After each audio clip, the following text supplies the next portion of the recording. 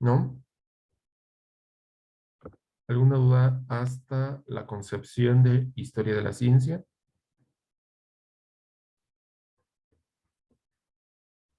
¿No? ¿Ninguna? ¿Comentarios? ¿Aclaraciones? ¿Debate epistemológico?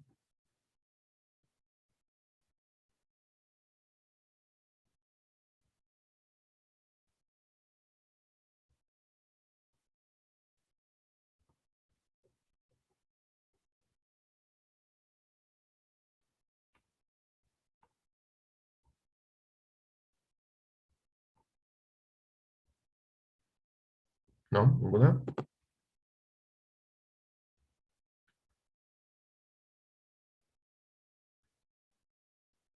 Ok, entonces podemos decir que la ciencia es un efecto necesario,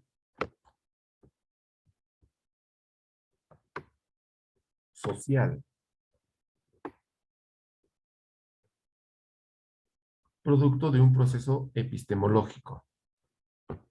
Y entonces desde la antigüedad podemos encontrar diversas manifestaciones para llegar a comprender el qué, el cómo, el por qué de todos los acontecimientos del hombre en su quehacer social. Y todo esto puede calificarse de manera científica y tienen su fundamento en las premisas epistemológicas. Acto que no tenga un sustento epistemológico no puede ser considerado un hecho histórico, porque entonces hablamos solamente de una interpretación subjetiva. Yo puedo decir que existieron los fósiles, dinosaurios, pero si no tengo sustento científico, mi teoría no va a ser válida.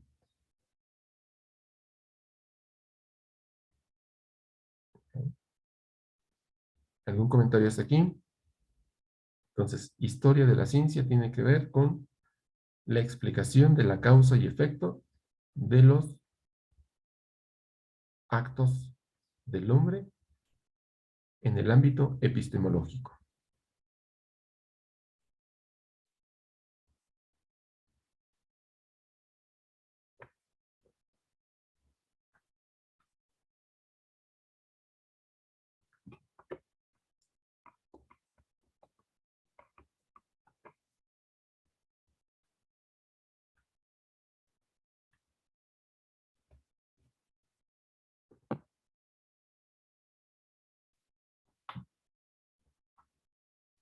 Ok, tenemos dentro de lo que es la historia de la ciencia su lacuna, que fue sobre todo desde Europa. Tenemos antecedentes de todos los filósofos griegos, pero en la Grecia antigua podemos hablar mucho antes, en la cuestión de los conocimientos astronómicos, numéricos, con la India, la China, México, ¿sí? En América.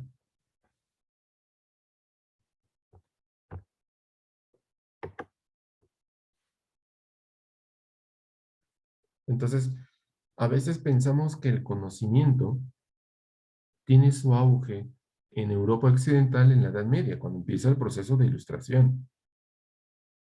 Pero ¿de dónde surgen las matemáticas? ¿De dónde surge la astronomía? Entonces, hasta la Edad Media y el proceso de ilustración es cuando se empieza a fundamentar el conocimiento de manera científica. Y empiezan a hacerse estudios a acontecimientos anteriores para validar su sustento epistemológico. La creación del fuego, la invención de la rueda, la alineación de las estrellas.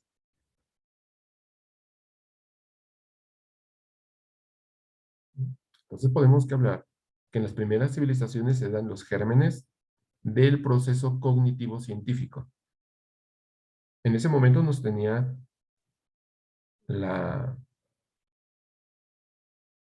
la conciencia del proceso como tal, de ciencia. Pero eso no demerita que el hombre haya tenido un acto de causa y efecto o un acto científico.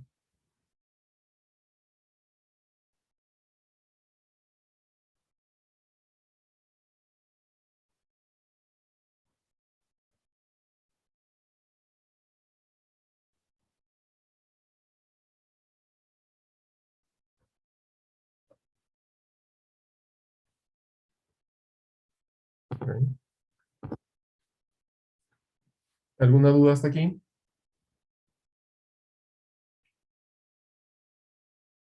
Entonces ya podemos tener claro el concepto de historia de la ciencia y de la historia. Porque cuando hablamos de historia de la ciencia, empezamos a concebir que estamos hablando de una línea del tiempo de los descubrimientos. Entonces, primero hay que identificar qué entendemos por historia de la ciencia. Y después, entonces, si hablamos de una agenda descriptiva de los acontecimientos científicos que han sucedido a lo largo de la historia. Entonces, primero, debemos interpretar qué es historia de la ciencia y después, entonces, sí, hacer una enumeración de los acontecimientos científicos que han ocurrido a través de la historia. Pero para entender esto tenemos que llegar a la res geste y la historia rerum gestarum.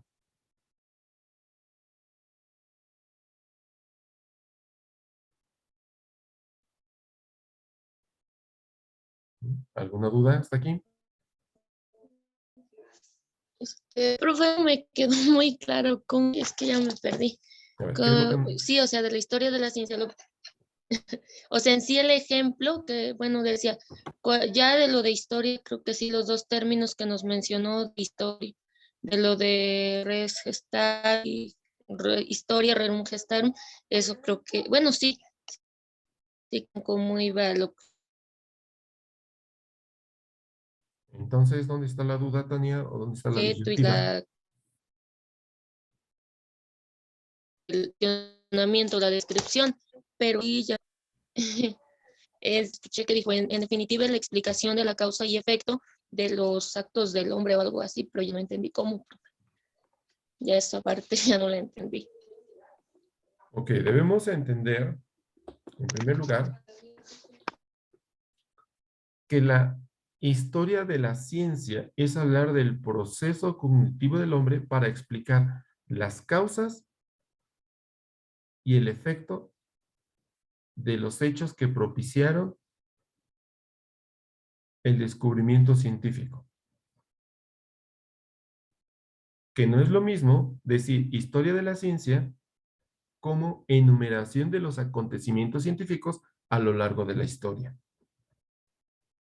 Entonces tenemos que darle esa interpretación hermenéutica. Entender el verdadero significado de historia de la ciencia. Porque hablamos de historia de la ciencia. Ah, sí, descubrimiento del fuego. No, no es enumerar. Es la búsqueda del proceso cognitivo para explicar los fenómenos de causa y efecto a los que se enfrentó el hombre a lo largo de la historia. Esa es la historia de la ciencia. Ah, ok, profe, entonces sería como pasar, bueno, al principio nos mencionaba de las dos teorías, ¿no? Que era lo del idealismo y positivista. Entonces sería como en la historia de la ciencia sería pasar de lo idealista a ir a lo positivista para buscar ahora sí que en un proceso cognitivo el significado del hecho. O sea, ya como buscar por qué se está dando el hecho, pero ya ir más allá del solo, por ejemplo, leer y saber, como dice usted, ¿no? Lo del descubrimiento del fuego. Ir más allá y reconocer por qué surgió ese hecho o algo así, profe. Exactamente. Pasar de la res geste a la historia rerum gestarum. Contestar. Ah, ok, sí, creo que ya, profe, gracias. Ok. ¿Alguien más? ¿Algún comentario? ¿Alguna duda? ¿Algún debate epistemológico? ¿Alguna argumentación hermenéutica?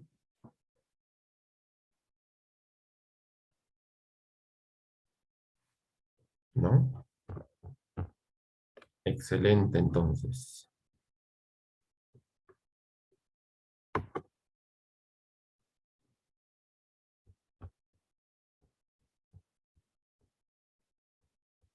Bueno, si no hay ninguna duda, pasaremos a la siguiente temática.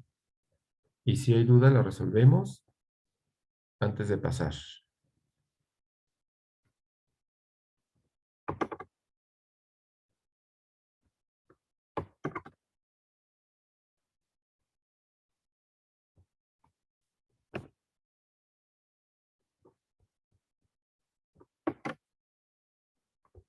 ¿No? ¿Ninguna aclaración?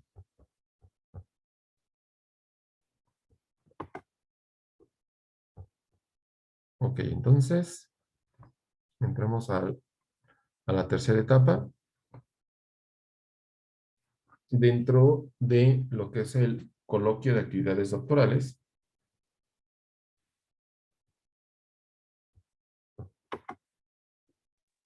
Yo Y una duda, doc. adelante. Y de esta asignatura, o sea, bueno, de la anterior, ¿no va a haber tarea? Bueno, de, lo que es epistemología y... Ok, vamos a hacerlo. Les había dicho que tenían una tarea, ¿verdad? Que era investigar lo de la guerra de los pasteles. Ok, ahora me Esa. van a resumir el res geste y me van a hacer su interpretación epistemológica del acontecimiento. Es decir, quiero que me plasmen su historia rerum gestarum.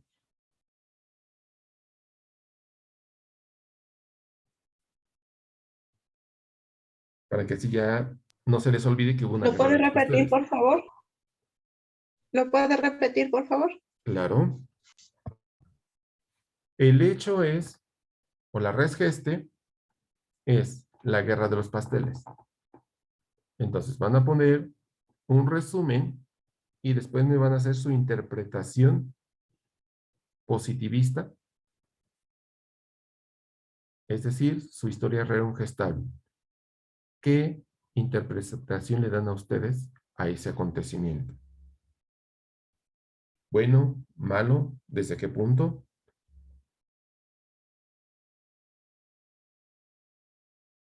O sea, ustedes, ¿qué interpretación le dan? Una vez que conocen el hecho, ¿cómo lo interpretan? Es que las causas, para mí me parecen irrisorias, porque tal, tal, tal, tal, tal, y me van a dar su argumentación. Y se pudo haber realizado de esta manera, tal, tal, tal, tal, tal. Y de acuerdo a las características socioculturales en México, desde una visión política religiosa, tuvo que haber tal, tal, tal, tal. O sea, su interpretación.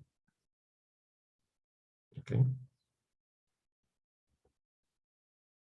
No nada más se queden con el res geste. Quiero su historia rerum gestarum.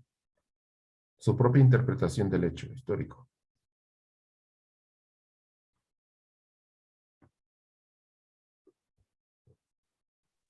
¿Sí? Gracias, doctor. Es decir, hay que acostumbrarnos a decir sí, ¿por qué? Y no, ¿por qué? No nada más. Es que no me gusta. Es que no me gusta. No. No me gusta por estas condiciones. O no te lo voy a aceptar, tal, tal, tal. O no te lo voy a permitir por estas circunstancias o bajo estas condiciones. Entonces, hay que irnos acostumbrando. Todo tiene un porqué y hay que poder saberlo explicar. Toda postura a favor o en contra tiene un sustento y un proceso metodológico explicativo. Dame un beso, no quiero, ¿por qué? Pues porque no quiero, esa no es una respuesta. Si no le quieren dar un beso, le tienen que dar una razón epistemológica de por qué no. Okay. Ya no nada más es el no, porque no quiero. ¿Alguna duda? ¿No? Ok.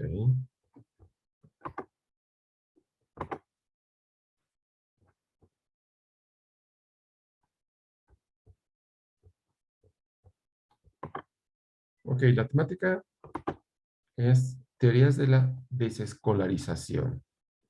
O, como ustedes, pues, de acuerdo a su preparación de maestros, para que no se me sientan excluidos, Theories of Non-Schooling. ¿Ok?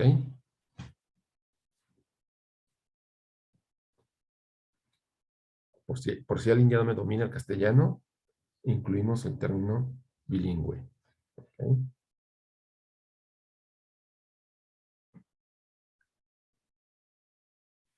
Teorías de la desescolarización. Es muy simple, el término es fácil de identificar, de llegar a la interpretación. Teorías de la desescolarización. ¿Qué quiere decir? Estudios e investigación con un sustento filosófico-cognitivo del proceso de desescolarización. Entonces vamos a ver. Primero, las teorías de desescolarización, dice, surge como una crítica al proceso educativo o al sistema, más que proceso, al sistema educativo. Ya lo veíamos con las políticas educativas. Entonces, hay quienes están acorde a los ideales de las reformas educativas y hay quienes no. Y este fue lo que suscitó las teorías de la desescolarización o el parteaguas. Y entonces una teoría de la desescolarización dice, apoya la idea de sustituir la escuela por las alternativas incipientes tecnológicas audiovisuales que ofrecían al campo de la formación y por otro lado la desaparición de las instituciones escolar. Entonces, el proceso de desescolarización es simple y sencillamente hay que quitar las escuelas. Las escuelas no son funcionales. Las escuelas con sus carencias no van a llegar que tengamos gente preparada. Tienen muchas deficiencias, ok. Pero ¿cómo se subsanan? O sea, el problema no es enumerar las carencias de un sistema educativo, sino qué se propone para subsanar esas carencias.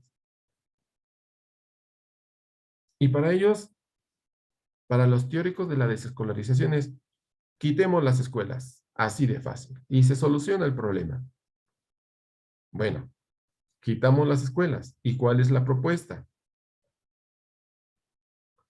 Y entonces los teóricos ofrecen enfoques y metodologías de enseñanza diferentes a las tradicionales y fomentan el desarrollo personal, la autonomía, la reflexión crítica y la creatividad, utilizando para ello el espacio más cercano, su casa. Ah, muy bien. Es que el alumno en su casa va a ser más autónomo, se va a dedicar más, va a tener mayor tiempo para dedicarse a estudiar, se va a ser más reflexivo, porque en la escuela, pues no. Los maestros no hacen que el alumno tenga ese proceso cognitivo. Entonces estamos demeritando el proceso de la actividad docente. Entonces, si decimos que en su casa el alumno va a tener un proceso de reflexión y de crítica, entonces está demeritando el actuar docente. Y dice, es que el actual docente no piensa, no reflexiona, no es crítico. Y por eso hay que quitar las escuelas. Que el niño aprenda en su casa. Oh, wow. Una excelente propuesta. ¿Sí? la educación autónoma. Y ahora, de acuerdo a la situación que hemos vivido, ¿cuál fue el resultado de enviar trabajos y de tener sesiones virtuales con los alumnos? ¿En verdad los teóricos de la descentralización tenían la razón? ¿En verdad los docentes son eh, el obstáculo para el proceso cognitivo real del alumno, del educando? ¿La escuela obstaculiza el proceso de desarrollo autónomo? Y la respuesta nos las dio este proceso de educación a distancia.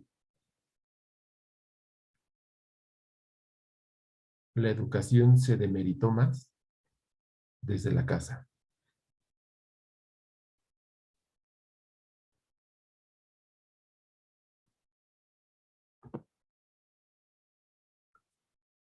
Entonces es en las décadas de los 70 cuando empieza a fluir esta idea de la desescolarización. Y confluye una serie de corrientes, autores, pensadores, o sea, todos aquellos que dijeron, sí, vamos a quitar la escuela. Y para comprender este movimiento, dice, vamos a referirnos al contexto sociohistórico en el que surge. En la época de los 70, cuando hablamos de una visualización de la educación con miras a una tecnología que iba en auge, dice que la escuela era criticada entonces por obsoleta, porque quedaba desfasada en cuanto al tiempo de tecnología. Estaba inadaptada, no cubría las necesidades de la sociedad moderna y no se enseñaba lo que en verdad se requería para la época digital a la que nos estábamos enfrentando. Entonces, ¿qué le puede enseñar a un alumno, a un maestro que solamente consulta un libro que tiene desde hace 20 años? Cuando la tecnología supera todo. Entonces veían que era inviable. Y entonces dice, ¿para qué gastar en las escuelas cuando lo podemos invertir en tecnología y que el alumno estudie desde su casa? Y entonces los gobiernos dijeron, pues me parece muy buena idea, ya no hay una partida especial para subsanar las escuelas de manera económica, que se vayan a su casa. Y entonces ese dinero, ¿qué? ¿Se emplea en tecnología en verdad? ¿O se hace mal uso, como siempre se ha hecho, destinando a la educación? Ese era el paradigma. La conveniencia de la cuestión económica, de no invertir en educación, no invertir en infraestructura, no invertir en docentes y que cada quien se vaya a su casa y se haga responsable de su propio proceso educativo. Porque la escuela, pues decimos, en una era tecnológica no estaba a la altura. Y entonces la crítica a los sistemas educativos podemos basarla en dos propuestas. Primero, los movimientos de reforma educativa en las que se trata de reformular la escuela para superar ese desfase. Y por eso se empiezan a consolidar el proceso de reforma educativa. ¿Qué necesita la escuela? ¿Qué necesitan los docentes para estar a la altura de las demandas de la sociedad actual? Y surge la contrapostura, el movimiento de desescolarización, que nos ofrece alternativas como opciones a la institución educativa.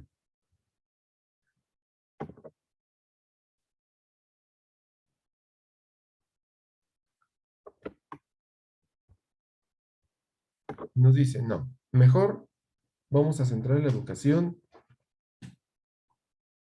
o lo que sería homeschooling, que el alumno aprenda desde su entorno contextual. Y empezó el debate entre construir una verdadera reforma educativa y buscar y la contraparte o la antítesis, que era el movimiento de desescolarización.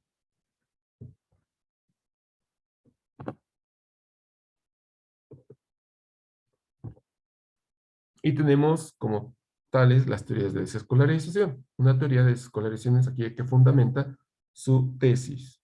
Es decir, que el alumno necesita estar en casa para aprender. Y entonces la pregunta sería,